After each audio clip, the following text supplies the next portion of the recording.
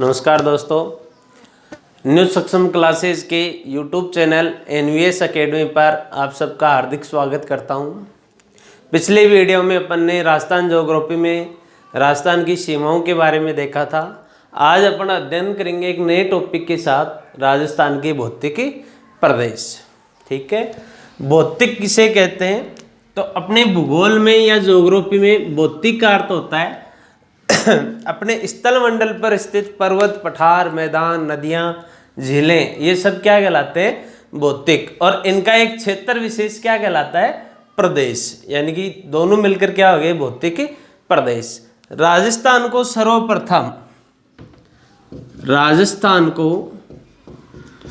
सर्वप्रथम भौतिक प्रदेशों में बांटने का श्रेय वीसी मिश्रा को दिया जाता है।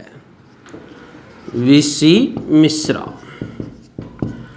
इन्होंने 1966-67 में एक पुस्तक लिखी थी, राजस्थान का भूगोल। और उस पुस्तक में सभी भौगोलिक कारकों जैसे जलवायु, वर्षा, मिट्टी, इन कारकों का समावेश करते हुए वीसी मिश्रा ने अपनी पुस्तक राजस्थान का भूगोल में राजस्थान को 7 भौतिक प्रदेशों में बांटा था। कितने भौतिक प्रदेशों में बांटा था? 7 भौतिक प्रदेशों में बांटा था। इनके अनुसार 7 भौतिक प्रदेश थे। पहला था पश्चिमी शुष्क प्रदेश, पश्चिमी शुष्क प्रदेश।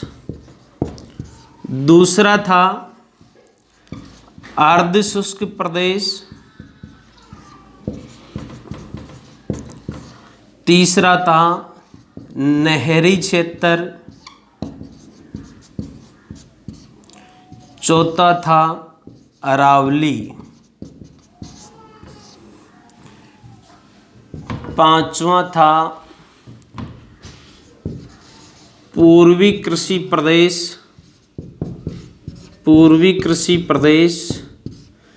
छठवां था दक्षिण पूर्वी कृषि प्रदेश। और सातवां था चंबल बीहड़।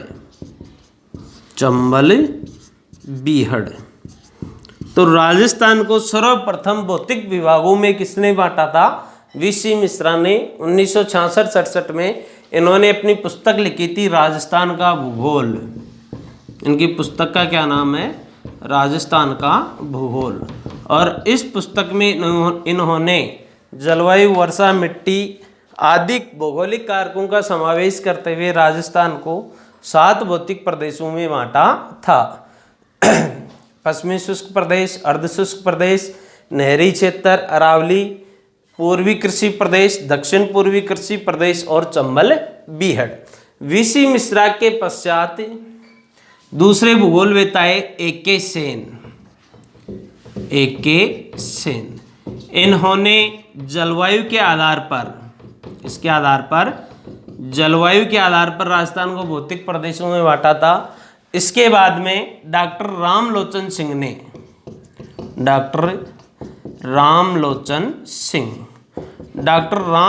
सिंह ने 1971 में राजस्थान को दो भागों में, राजस्थान और राजस्थान पठार, इसके अलावा 4 उपभागों में तथा 12 लघु प्रदेशों में विभाजित किया था। ये थे वर्गीकरण राजस्थान के वीसी मिश्रा, ए.के. सेन और डॉक्टर रामलोचन सिंह। आगे देखते हैं। साहित्यिक शब्दावली के आधार पर, यानी राजस्थानी साहित्य में जो शब्दावली प्रयुक्त होती है, उस शब्दावली के आधार पर राजस्थान को कितने भौतिक प्रदेशों में बांटा गया है? तो साहित्यिक शब्दावली के आधार पर राजस्थान के 3 भौतिक प्रदेश हैं। साहित्यिक शब्दावली के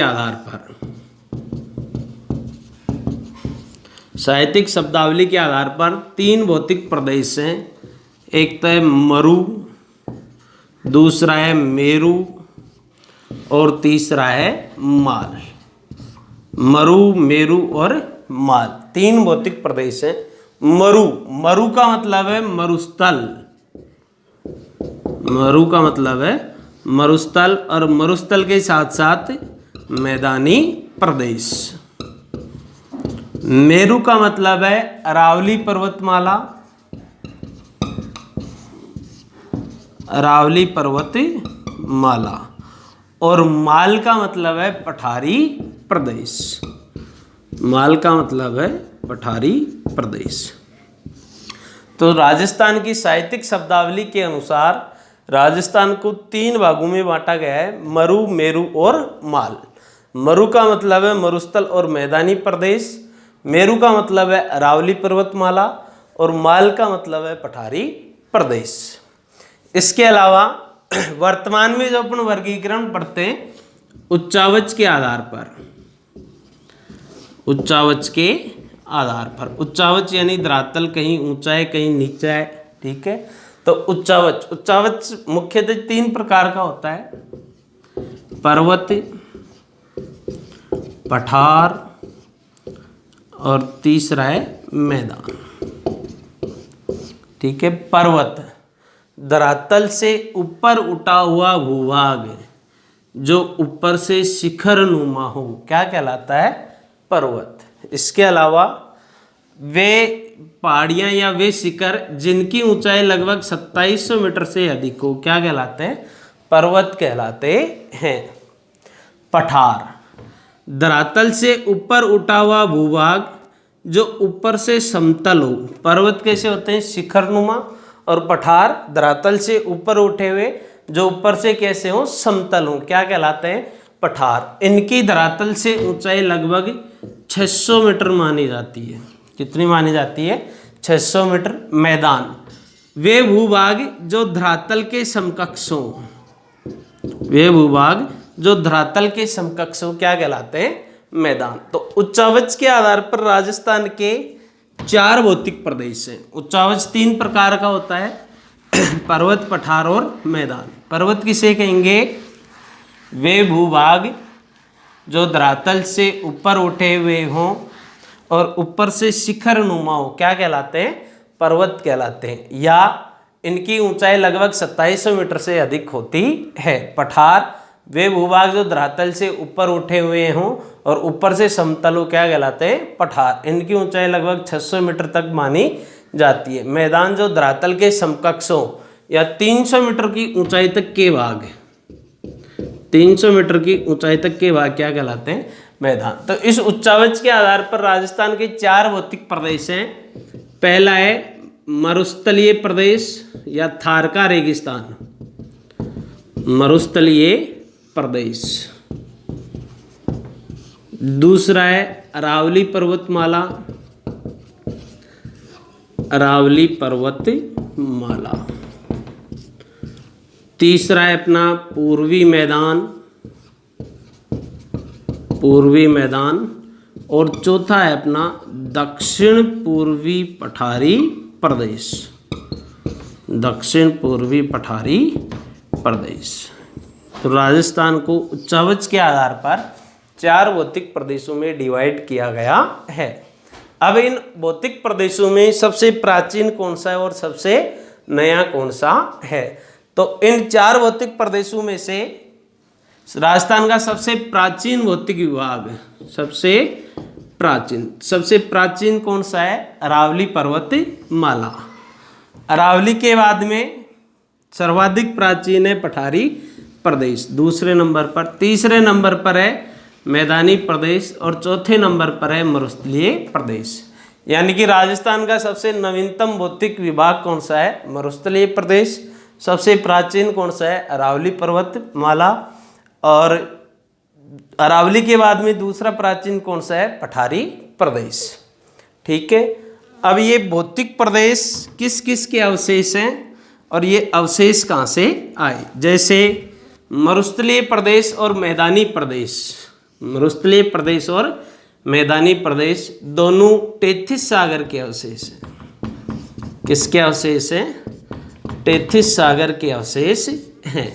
इसके अलावा अरावली पर्वतमाला और पठारी प्रदेश ये दोनों गोंडवाना लैंड के, किसके अवशेष हैं?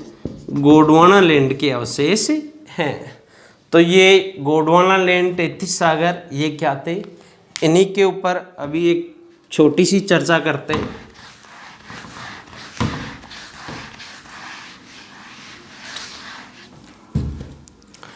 पहले पृथ्वी का अस्तित्व नहीं था, पहले केवल ब्रह्मांड में केवल सूर्य था। ब्रह्मांड में केवल एक चमकीला पिंड था और उसका नाम क्या था? सूर्य। फिर भूगोलवेताओं के अनुसार बताते हैं कि इस सूर्य में एक दिन क्या हुआ? विस्फोट हुआ।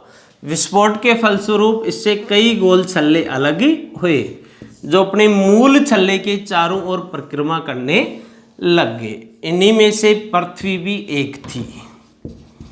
पृथ्वी भी क्या थी? इन्हीं गोल छल्लों में से एक थी। यानी कि पृथ्वी किससे अलग हुई थी? सूर्य से। सूर्य गर्म में तो पृथ्वी भी क्या थी? गर्म। तो प्राचीन समय में पृथ्वी पर कोई भी महाद्वीप और महासागर नहीं था। पृथ्वी एक दृढ़ भूखंड के रूप में थी जिसे क्या कहते थे? पेंजिया। और पेंजिया के चारों ओर एक सागर था, पेंथालासा सागर। पेंथालासा सागर। जैसे जैसे पृथ्वी ठंडी हुई, सिकुड़ती गई, सिकुड़ने के फलस्वरूप पृथ्वी ये पेंजिया दो भागों में टूटा। पेंजिया का उत्तरी भाग कहलाया अंगारा लैंड। पेंजिया दो भागों में टूटा। पेंजिया का उत्तरी भाग कहलाया अंगारा लैंड। दक्षिणी भाग कहलाया गोंडवाना लैंड। और बीच में एक सागर की उत्पत्ति हुई, टेथिस सागर। ठीक है। तो वर्तमान में भारत में जहाँ पर उत्तर का मैदान, हिमालय पर्वतमाला, थार का रेगिस्तान है, प्राचीन समय में वहाँ पर क्या हुआ करता था? टेथिस सागर हुआ करता था।